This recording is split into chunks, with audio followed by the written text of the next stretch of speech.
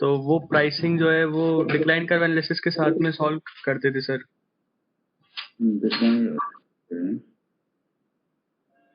अच्छा, okay.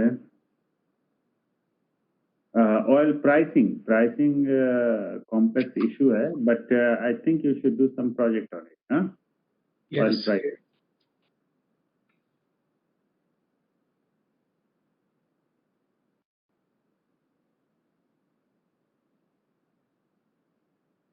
Dora, present sir. हाँ, क्या सीखना चाहते हैं? हाँ सर, यही सर कि कैसे प्राइस वेरी करती है सर ऑयल की। कैसे प्राइस वेरी करती है? ये सर WTI की मतलब बस केवल प्राइसिंग को समझ में आता है इसमें, हाँ? ओके। सर डिक्लाइन कर से रिलेटेड सर कि वो कैसे अफेक्ट करता है सर। अच्छा,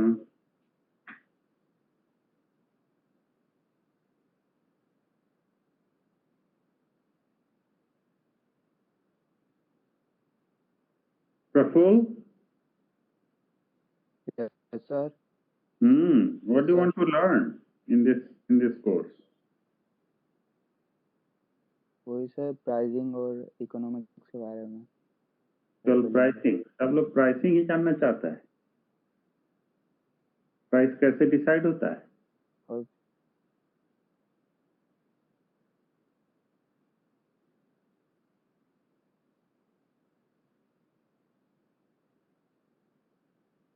Okay, I think there should also be some kind of some project somebody should do. I mean, pricing is not that the easiest thing to do, but well, gradually you will understand, what affects pricing. Okay, and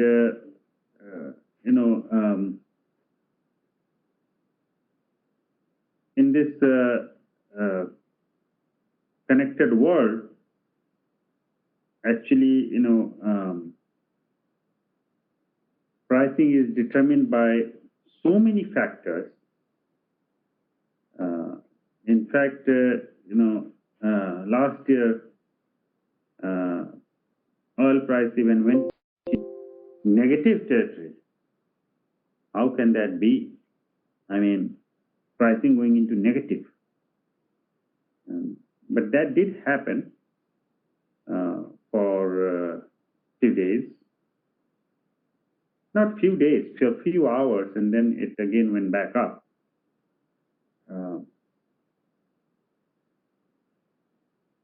But it did happen. Price went to negative.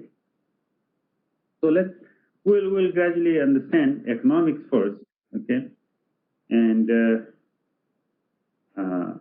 then you will see that yes, you have some better understanding of these pricing. So yesterday, this is what we were discussing about objectives of any oil company. Although towards the end here, I say that maximize the return on investment.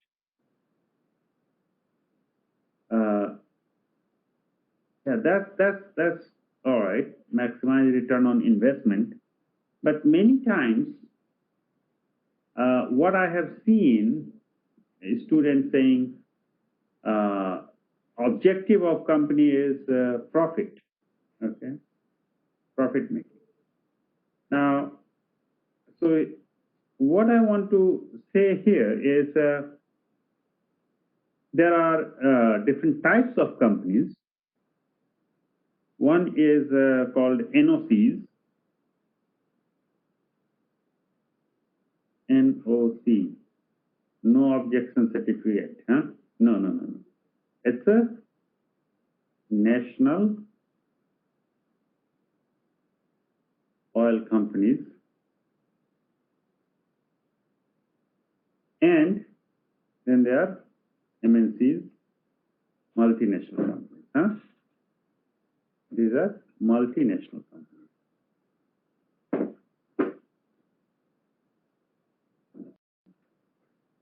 Of course, when you have MNCs, we are also saying it's, typically people say private companies. Not necessarily it has to be private. What does that mean, private? It's not individual. This thing, it's of course everywhere. Public money is also invested. So national oil companies usually have a different set of objectives than the multinational companies. Multinational companies typically, they go for profit maximization, but national oil companies have other obligations towards the nation, and therefore their objective, primary objective, cannot be profit maximization. Okay? But these objectives that I have listed here, it's typical, okay, that any company want to add reserves, okay. We will reserves that is reported, which is reported. Who do you report to? So in India, we report, a company is going to report to DGH, okay, Directorate General of Hydrocarbon. That is where you are going to report your how much reserve. Now, we will look at definition of reserves later on. Definition of reserves, what is probable and possible reserves. All these things we will look at based on classification schemes. But the thing is, the reserve that is reported to the public or to DGH in India, or to SEC, stock exchange in New York, so or any stock exchange for private companies that they do. So because that is what tells other people, okay, how is the company performing, right? So you add reserves to your inventory through exploration efforts. Like yesterday, I was reading one article where a very small company in US is currently exploring in northern Africa, Namibia, where they are drilling 3-4 wells, and they are expecting to have a very huge success because that will probably, kind of open up some billion-barrel field in near future. So let us see.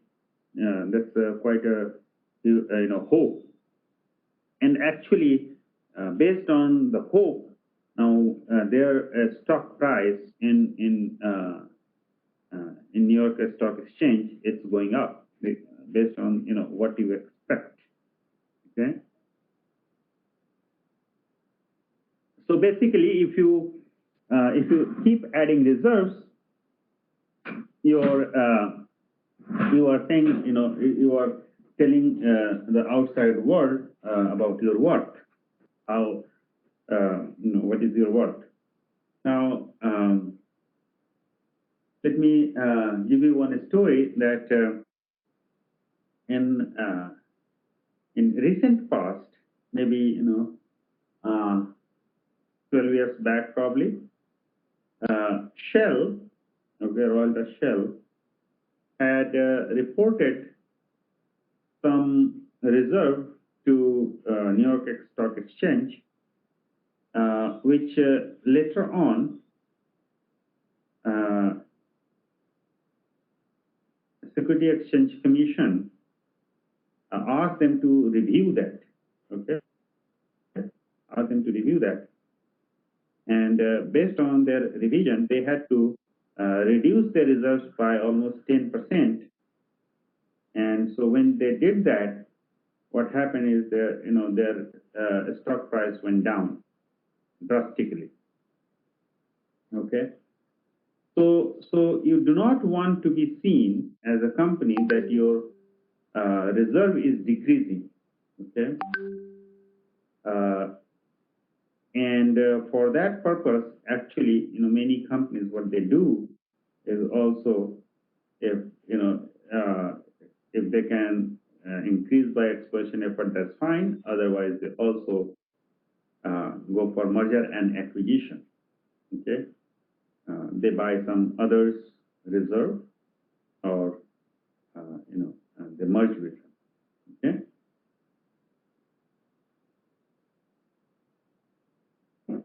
So that happens, and actually that is how you show that company is growing. Okay. Of course, you maximize your ultimate oil and gas recovery. Okay. Through research effort. Okay. Even if you have some brown fields where your brown fields, I hope you understand brown fields, right?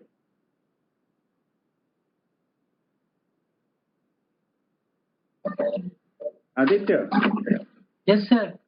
brown field का मतलब? आवाज नहीं आ रहा. हाँ? Hello. हाँ, brown field का मतलब? पता नहीं सर, ब्राउन फील्ड. अच्छा. So brown field is those fields where production is on decline. Okay, that means it has been produced for quite a while. Okay, so it's a kind of mature. Okay, production is on decline. So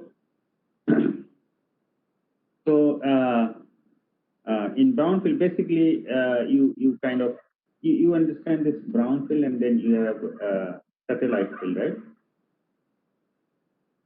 Satellite fields. Satellite fields meaning when you when you have a big field. Let's say you have Bombay High. Okay, so Bombay High is here, and you may have some small fields. Let's say Panna Mukta, Tapti, and other fields that are on the side. They can be called as satellite fields. Okay, you have main field, and then you have satellite field. Okay, so that is satellite field, and yeah. So brown field. So basically, when you have production is on decline, so you go for secondary and tertiary recovery. Your methods that you deploy to increase your recovery, right?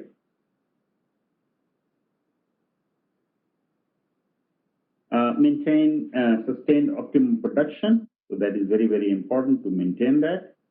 Ensure reliability of fuel and feedstock supplies to industry that we discussed yesterday.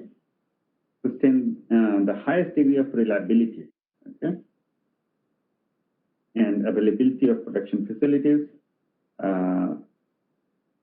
Conduct all operation in the most efficient, cost-effective, safe, and environmentally acceptable manner. See, safety is very, very important. Okay, very recent, that there's one incident that happened for OIL in Assam. There's one blowout that very recently happened. And so I tell you, people don't like, these, blowouts, even though, it happens, even though it happens. People try to be really safe, but oil and gas, it's a hazardous industry. It does happen. And then maximize return on investment and total worth of the company. Okay?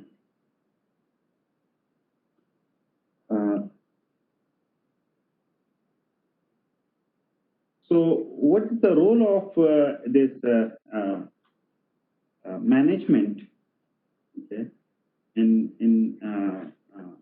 planning of this field development? Okay. So basically, you have two different types of plan. One is called a long-term plan, or it's also called a strategic plan. Okay. Typically, a long-term plan may have maybe of 5 to 10 years time period, and there you are looking at a broader picture. Okay. Your objectives and goals are for longer duration. Okay. See, in oil and gas, when you find a field, when you are developing a field, it's not just for a short period of time. Okay. Maybe 20, 30 years, 40 years. Okay. So you have to really look at this longer term. If you are, let's say, going into some new area. Okay. Let's say as a multinational company now, ONGC has this OVL, ONGC Videsh. Okay. Now, if they want to go into, let's say, Russia or in Middle East for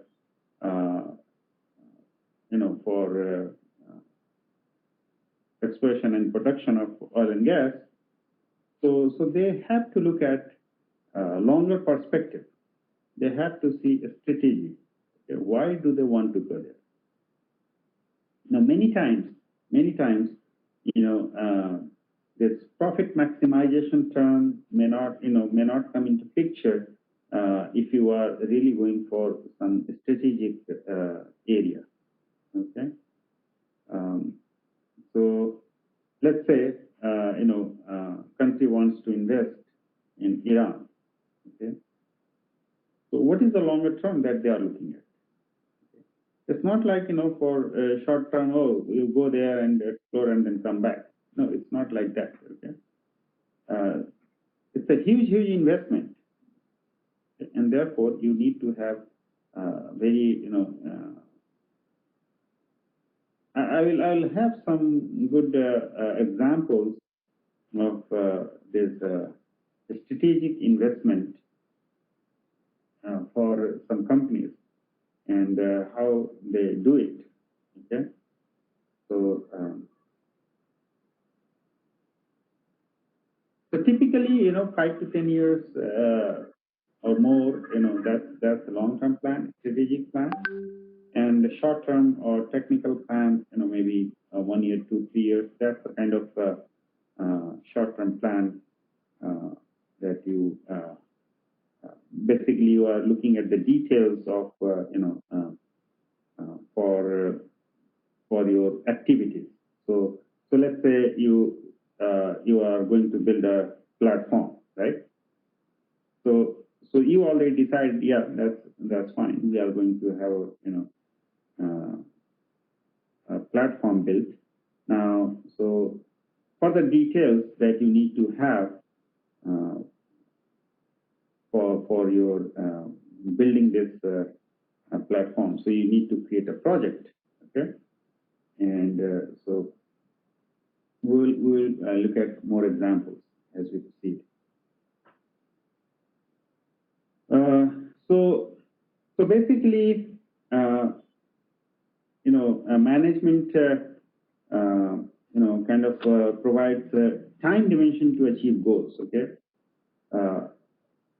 how much time going to need, and how you are going to quantify that your achievement. Okay.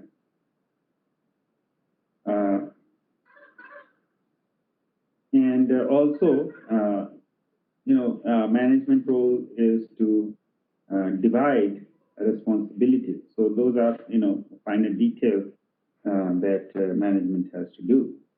Okay.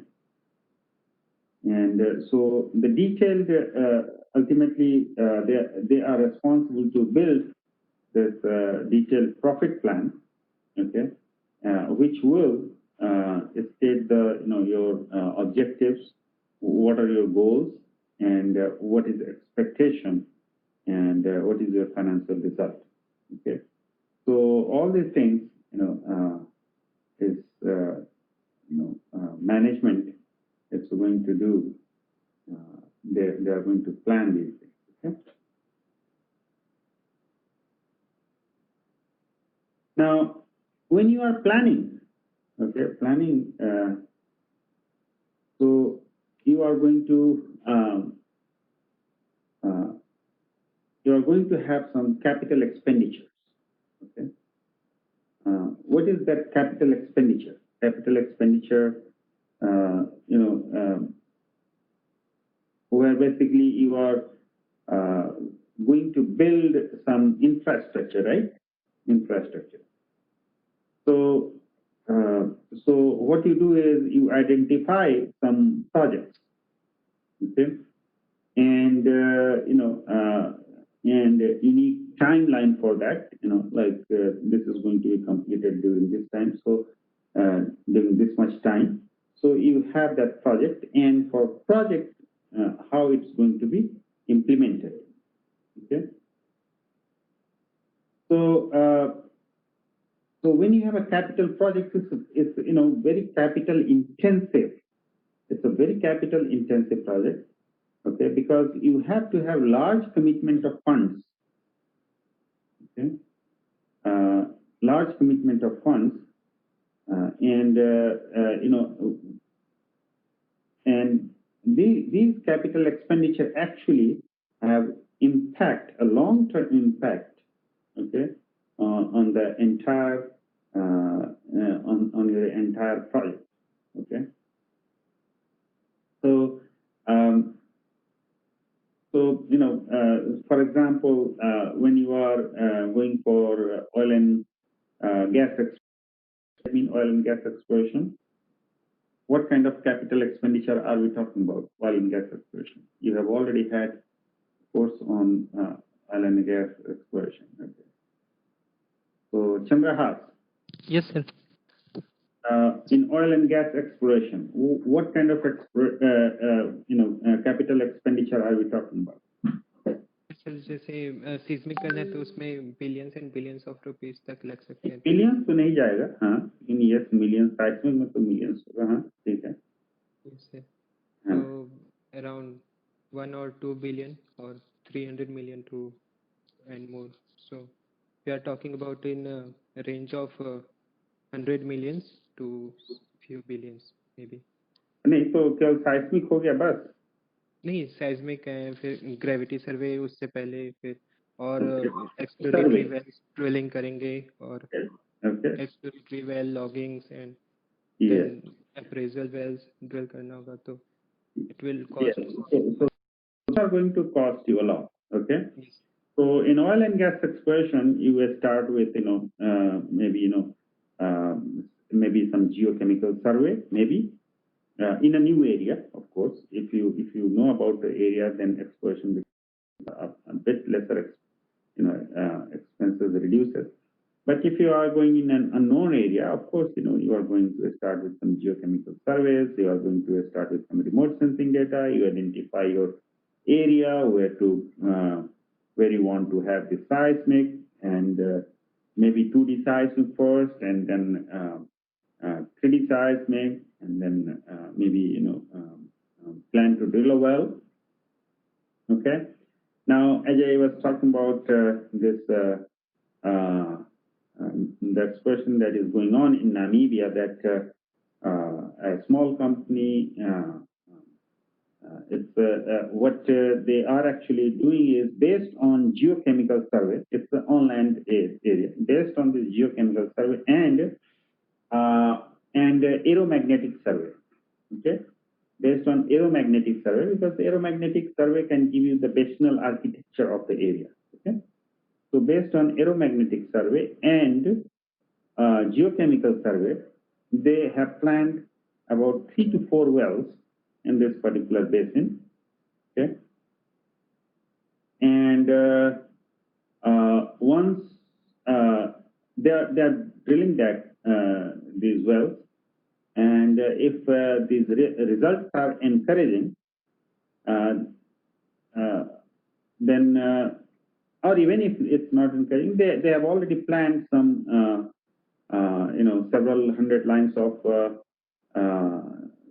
2D surveys, 2D seismic that they want to have, and so they have already planned all these. Okay, so that's exploration effort. Okay, and in exploration effort, billions and billions dollar, they are going to invest. Okay, without having any production at this time. Okay, so you can imagine that how risk, how much risk and uncertainty involved in oil and gas exploration effort. Okay. Okay. So yeah. So oil and gas exploration. You got some idea about how much capital expenditure is needed. Now, let's say you are developing some area, and so if you want to develop an area, then probably you want to have some infill drilling. Okay, let's say you are producing some area, and then production is on decline, and so now in an effort to boost your production, you may want to drill some more wells, infill drills. Okay, and optimization development of existing field reservoir. So these are again huge capital expenditure needed. If you decide about whether secondary or enhanced oil recovery that you want to use. So again, these are extensive, capital expenditure required for these. If you have gas being produced, so gas you want to process it before sending it to your customer. So gas processing requirement may be there. If you if let's say you already have some infrastructure built, and then you are finding, well, there are some new new satellite fields that have come up, and so you may want to have your expansion of your existing infrastructure, so maybe platform or any GGS or whatever. Okay, so you may be having some expansion plan for that, or you may be having some contraction of plans, because you may want to, if something is lying idle for several years, you do not want to that. So you may want to have a contraction of plants, buildings, or equipment. You may want to have some preventive maintenance of production facilities.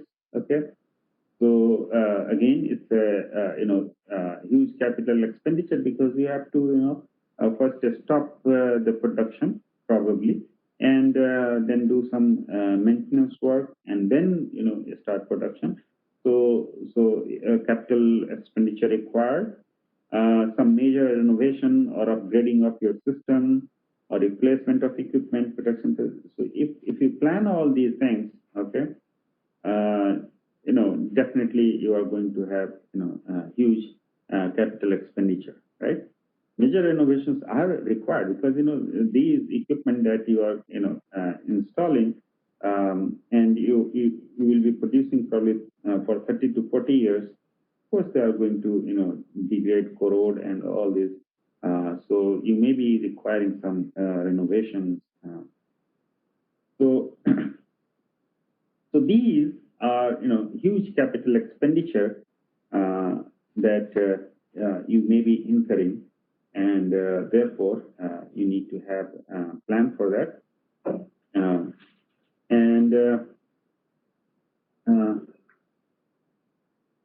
So now what I'm going to do is I'm going to talk about now some basic principles of economics. Okay, some of these basic principles. So what are those basic principles of economics? Let me, Ayush.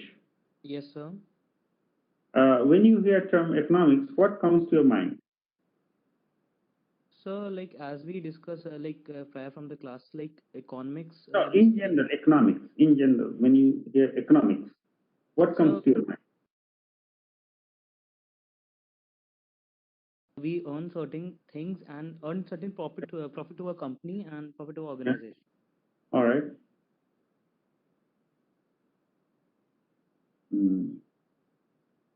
Abhishek.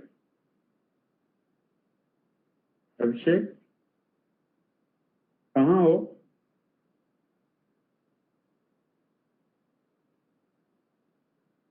नहीं, ये कहीं और है. Well, so the basic principle is demand and supply. Okay? अगर ये चीज समझ लिए, demand,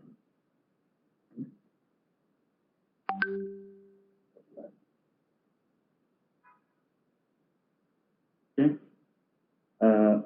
So understand this. Okay?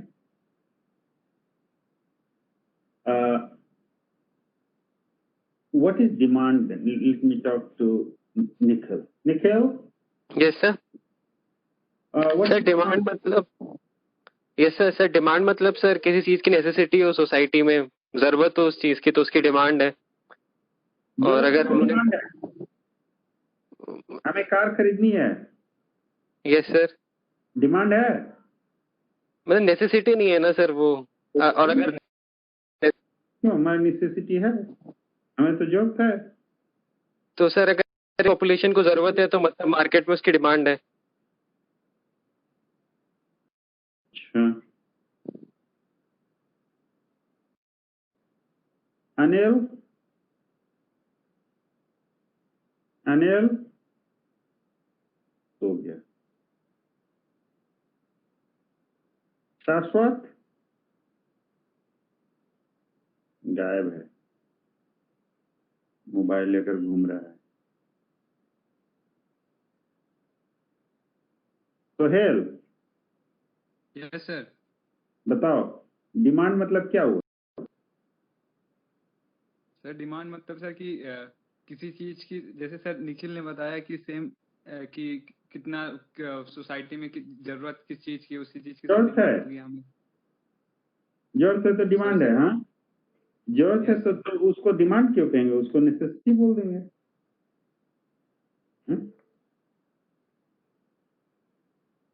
Sir जरूरत होगी तभी तो सर डिमांड होगी ना सर. जरूरत होगी तभी तो डिमांड होगी. तो डिमांड क्या है?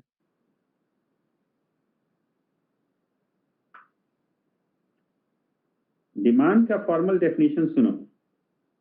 Yes sir. Okay, let me. Demand refers to the willingness. पहला चीज तो है willingness as well as the ability. तो पहला तो willingness होना चाहिए and ability. ठीक है. अब ऐसा नहीं है कि हम चाह रहे हैं कोई चीज और I cannot buy and so it's like there is demand for it. नहीं है ना. देखो अब ये एक ने लिखा डिजायर, सब कुछ मिक्स कर दिया, डिजायर डिमांड सब मिक्स कर दिया. हाँ, तो ये जो है विलिंगनेस तो होनी चाहिए, लेकिन साथ में जो है should have that ability. Okay, to buy a commodity. Okay, willingness and ability, as well as ability to buy commodity. ये बहुत जरूरी है, दोनों दोनों होना चाहिए, ठीक है ना। केवल तुम्हारा नीड जो है, नीड या डिजायर, ओके, नीड और डिजायर इसमें भी अंतर है, that is not a sufficient condition, okay, ये तुम्हारा सफिशिएंट नहीं है, उसके पास फाइनेंशियल एबिलिटी होना चाहिए, okay, the person has to have financial ability, okay, that is, that person has to have money to transform the demand and to transform need into some effective demand, ठीक है, तभी उसको demand बोलेंगे। समझ में आया सबको? ये बहुत ही इंपॉर्टेंट कॉन्सेप्ट है, ये समझना पड़ेगा, ठीक है। विलिंगनेस तो सबको रहता है, हाँ, है कि नहीं, लेकिन साथ में जो है should have that ability. Like all the students, सबके पास तो डिजायर है कि हम भी एक बढ़िया सी गाड़ी खरीद लें, हाँ? लेकिन if do you have that ability to do that? If you do not, then that does not create demand. Auto industry is not going to say, oh, there are so many students who are going to demand for this. No. How can? है कि नहीं? तो demand के साथ साथ जो है उसमें जो विलिंगनेस के साथ एबिलिटी भी होना चाहिए कि उसको मनी होना चाहिए खरीदने के, ठीक है। So that is important. Now, this is very important thing to understand about this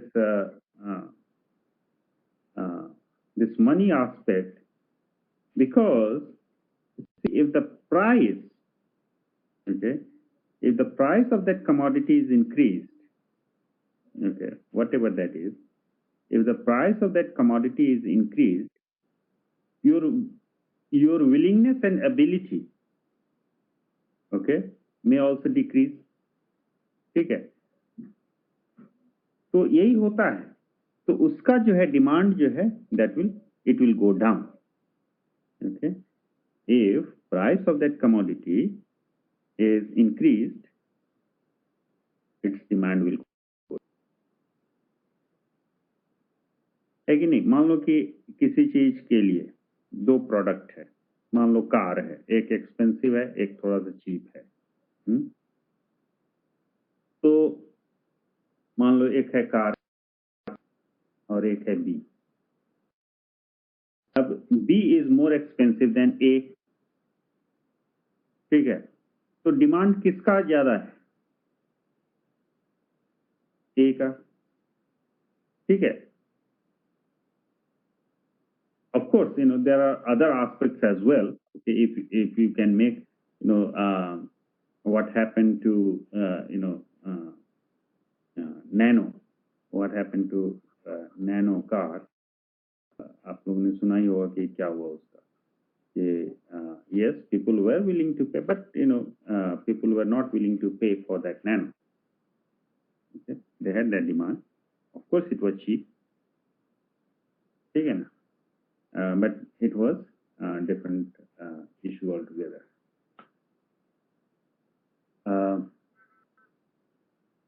तो ये है कि हमारे पास डिमांड विलिंगनेस के साथ साथ एबिलिटी होना चाहिए, ठीक है, तभी जो है वो इफेक्टिवली वो डिमांड में क्रिएट होता है, ठीक है। अच्छा, तो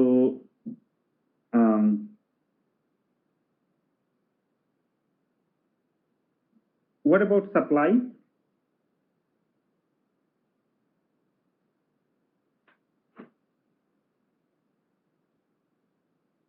Shashank Yes, sir. Supply Sir, मतलब supply is like how much is the production? Like when something is in demand and producer are making it in adequate quantities or large number are in large number, then we can say there is adequate supply. But if demand is high and products are not in such quantities in the market, then we can say the supply is not adequate. नहीं, वो तो supply is not adequate, लेकिन supply का मतलब क्या हुआ? The production rate, how much is the producer producing the product? Producer is producing the product or commodity. उसका वही है कि again is the ability and willingness of a producer, the ability and willingness, उसका भी जो है, पहला तो है कि उसका एबिलिटी होना चाहिए प्रोड्यूस करने का,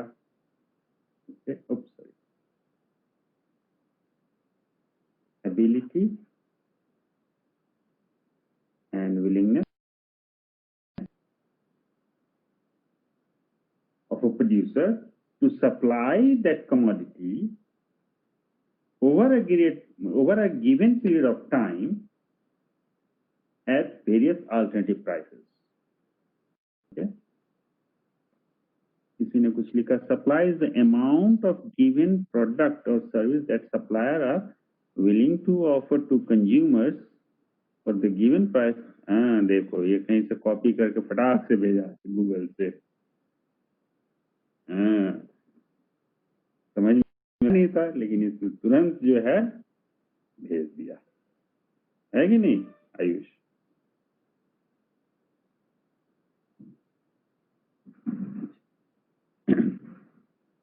Okay, so that is again a very important thing. Okay, that supplier must be able to do that, and also willingness होना चाहिए, ठीक है ना? कि एक तो है कि क्या वो प्रोड्यूस कर पाएगा. Let's say if if there is a factory, उसका भी तो अपना कैपेसिटी होगा, है कि नहीं? So can they do that? So वही है, and given a price, so let's say price is low, तो कहेगा मैं क्यों प्रोड्यूस करूंगा भाई, है कि नहीं? तो सप्लाई नहीं करेगा. If the price is high, तो ठीक है, विलिंगनेस तो है सप्लाई बढ़ाने का, लेकिन उसका भाई फैक्ट्री अलाउ नहीं कर रहा, तो सप्लाई इंक्रीज नहीं कर पाएगा, even though he is willing to do that, है कि नहीं? Okay? समझ में आया? So very very important thing. Okay, now और इसमें जो है तो डिमांड और सप्लाई जो है, ओके, इसमें हमेशा जो है ये कंपटीशन, देखो एक minute, let me draw this.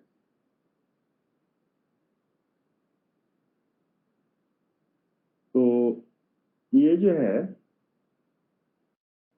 Let's say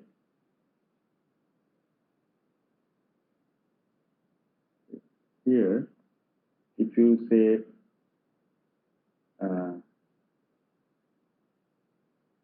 demand plus supply and their unit price. Okay, let's say unit price.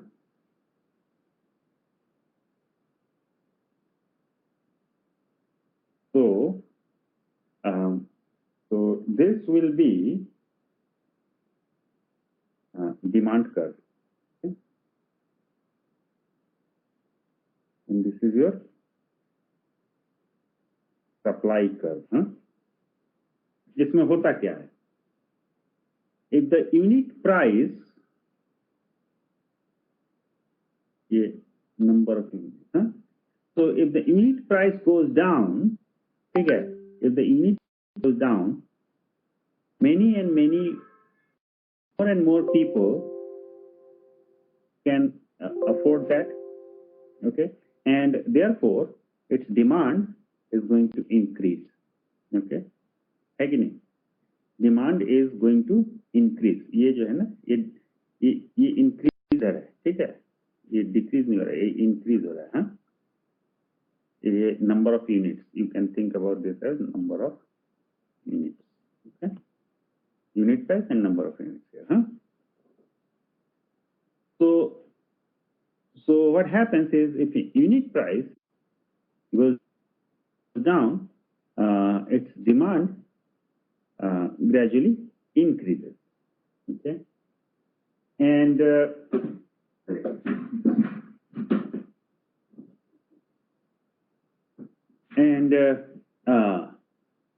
as unit price increases, supplier क्या करेगा? They want to supply more and more. Okay, they want to supply more and more, and therefore there is this what we call equilibrium price.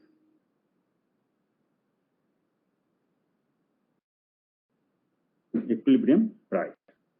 That means at that price, okay, at that price, your number of unit in demand and number of unit in supply are equal. ठीक है, ये सभी theoretical term है. हाँ, ठीक है. So if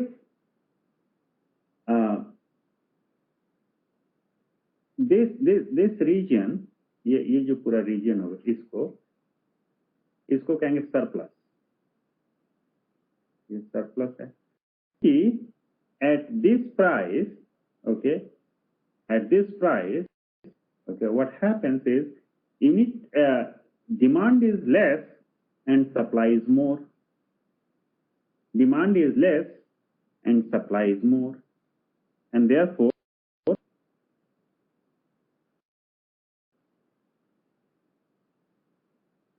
demand should, okay, the question and the comment is that demand should increase as price reduces. तो वही तो है. That is what I told you.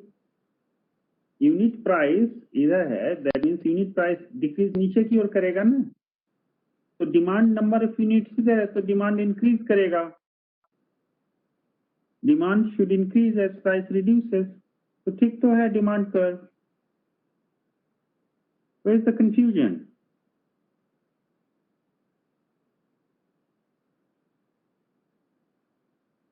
Huh?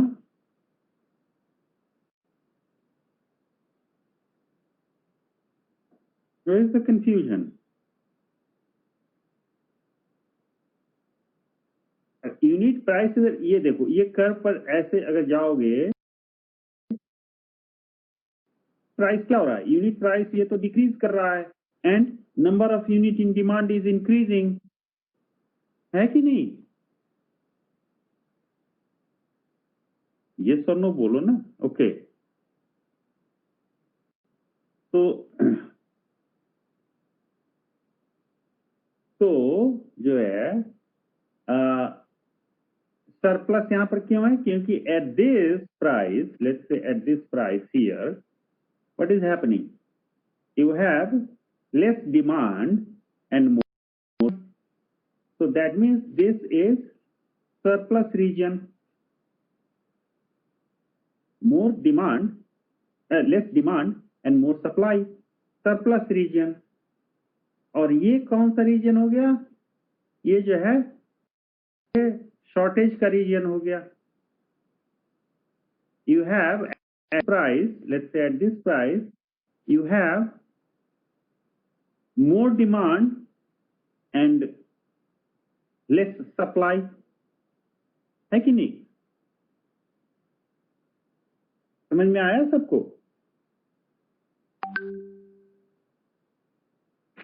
ठीक है, तो ये नीचे जो हो गया, ये वाला जो हो गया शॉर्टेज हो गया.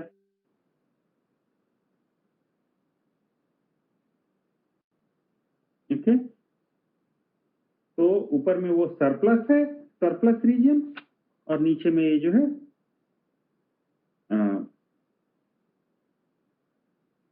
Now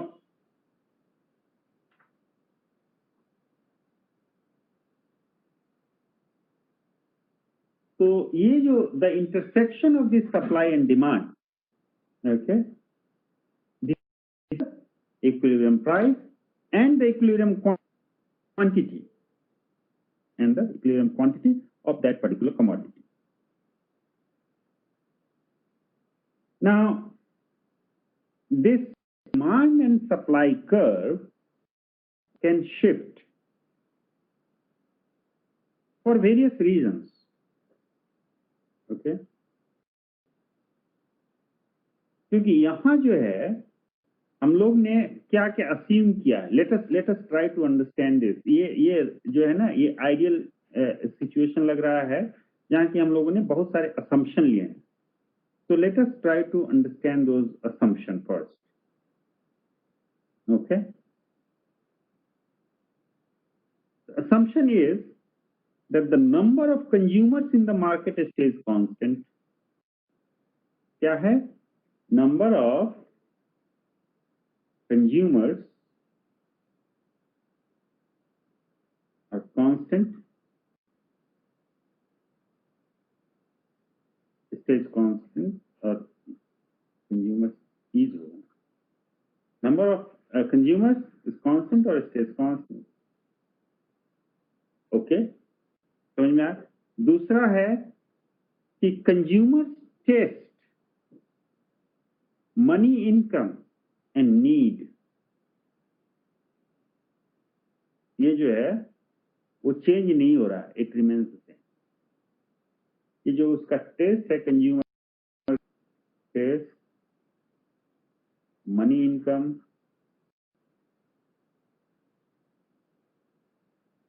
and need stays the same. ये हम लोग assumption की बात कर रहे हैं. assumption ये इसमें जो है assumption है. And while I am talking to you, you must be feeling like नहीं ये कैसे होगा, ये तो ये assumption गलत लग रहा है ना?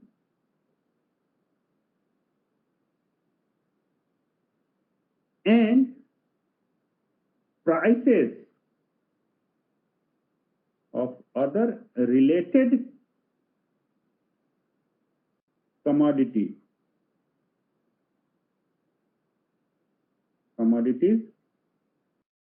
remain unchanged. जो related commodities ठीक है, वो जो है remain unchanged.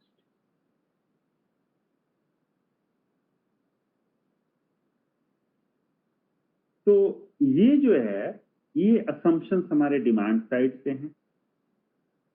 Now what about assumption on the supply side? Supply side में भी उसी तरह से समझ सकते हैं कि the number of these producers and size of these producers of that particular commodity is constant, is not changing. Okay? The technology, but just money income. The technology which we are using to produce that is not changing, has remained unchanged. अगर technology improve कर गया तो क्या होगा? का supply कर low cost पे बना सकते हैं, है कि नहीं? Okay, so that is also it remains unchanged. And the factor price मतलब जो उसको बनाने में लगता है. ओके, कोई एक प्रोडक्ट बनाने में जो फैक्टर लगते हैं तो वो फैक्टर प्राइस. तो factor price remains unchanged and other related जो commodities हैं वो सभी unchanged हैं. ठीक है, तो इससे जो है ये हमारा assumption है on these. ठीक है, तो हम लोग इसको और भी डिटेल में समझने की कोशिश करेंगे on Monday, right? Yes. So Monday we have class from 3 to 4. Tuesday we have 3 to 4. Wednesday and Thursday 4:15. Huh? ठीक है. So any question?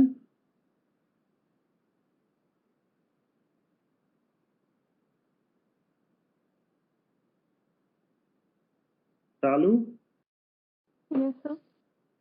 पहले पढ़ा था demand and supply? No, sir. नहीं पढ़ा था? No, sir. ओके, ठीक है। This is very interesting thing. Okay, ये डिमांड एंड सप्लाई जो है ना, ये इकोनॉमिक्स में हर जगह शुरू में ही पढ़ाया जाता है। So will discuss this one. Rohan ने हैंड रेज किया, let me talk to him. Yeah Rohan? हाँ जी सर। सर वो जो कर्व था सप्लाई वाला, उसमें एक डाउट था। यहीं पर है, था नहीं, यहीं पर है सामने, बोलो। हाँ जी, हाँ जी। तो एक्चुअली जब यूनिट प्राइस बढ़ जाएगा तो जैसे ऐसा होता है ना कि अगर डिमांड कम है और सप्लाई ज्यादा है तो प्राइस कम हो जाता है। जैसे अभी ऑयल का करंटली था कि डिमांड ओहो, कम हो गई। फिर से वही बात, तुम लिंकिंग करने लगे। अभी लिंक हम लोग कल करेंगे नेक्स्ट क्लास में। अभी सिंपली पहले देखो, डिमांड कर्व को देखो और सप्लाई कर्व को देखो। हाँ तो जी, डिमांड कर्व क्या बता? यूनिट प्राइस के साथ डिमांड कम होगा। सही। हाँ, और सप्लाई कर्व में भी वही है। ठीक है। हाँ जी, हाँ जी। तो पहले इंडिविजुअल कर्व को समझो और उसके बाद जो हम लोग इसको लिंक करेंगे। हाँ, ठीक है सर, ठीक ठीक है। है। Okay, okay sir, thank you sir. okay, so I stop here and we'll talk on Monday. Chalo, bye.